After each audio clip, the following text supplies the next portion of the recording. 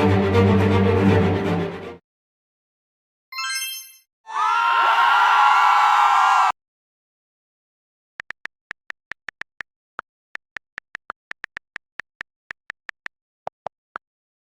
jelas ngutang, telepon gak diangkat, WA gak dibalas, ditemui susah. PMPM dan GM karya-karya. Dan hidupnya kayak raya semua. Hidupnya kayak raya. Lebih kaya daripada direksinya.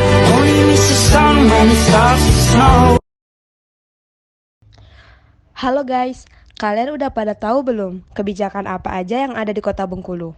Nah, sebelum kita kasih tahu apa aja kebijakan yang ada di Kota Bengkulu, perlu kita ketahui makna dari kebijakan adalah rangkaian konsep dan asas yang menjadi pedoman dan dasar rencana dalam pelaksanaan suatu pekerjaan, kepemimpinan, dan cara bertindak.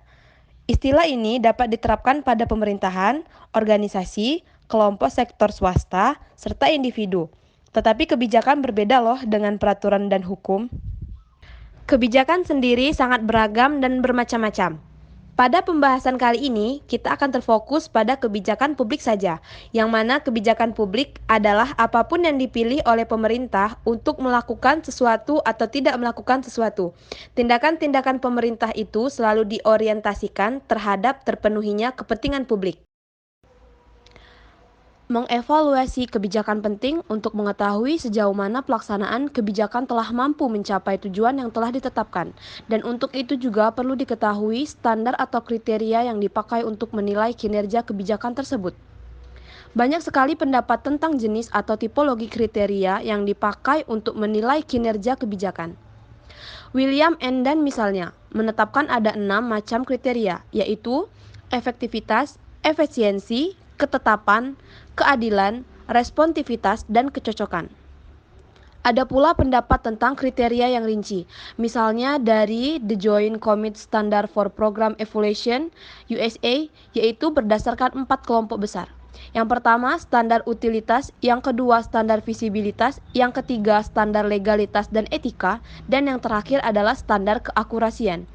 Dari sekian banyak jenis atau macam kriteria yang dipakai untuk menilai kinerja kebijakan, dapat dikelompokkan menjadi 2 jenis, yaitu kriteria yang bernuansa kuantitatif dan kualitatif, atau mungkin juga gabungan antara kriteria kuantitatif dan kualitatif.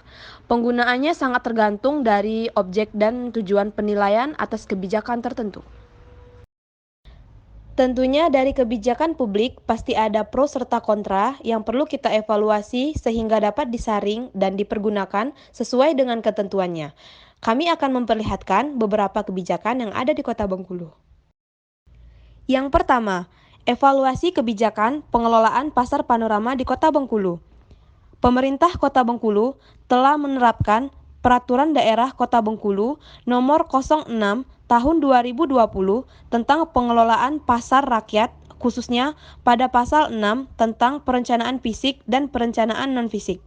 Dilihat dari teori Brickman dan Davis, pada aspek input meliputi SDM, uang, dan infrastruktur, ditunjukkannya fakta di lapangan, fasilitas kios, los dan pelataran tersebut hanya diisi sebagian oleh para pedagang karena sebagian para pedagang masih menyalahi aturan, sehingga mengakibatkan berkurangnya pendapatan daerah karena sedikitnya retribusi yang didapat.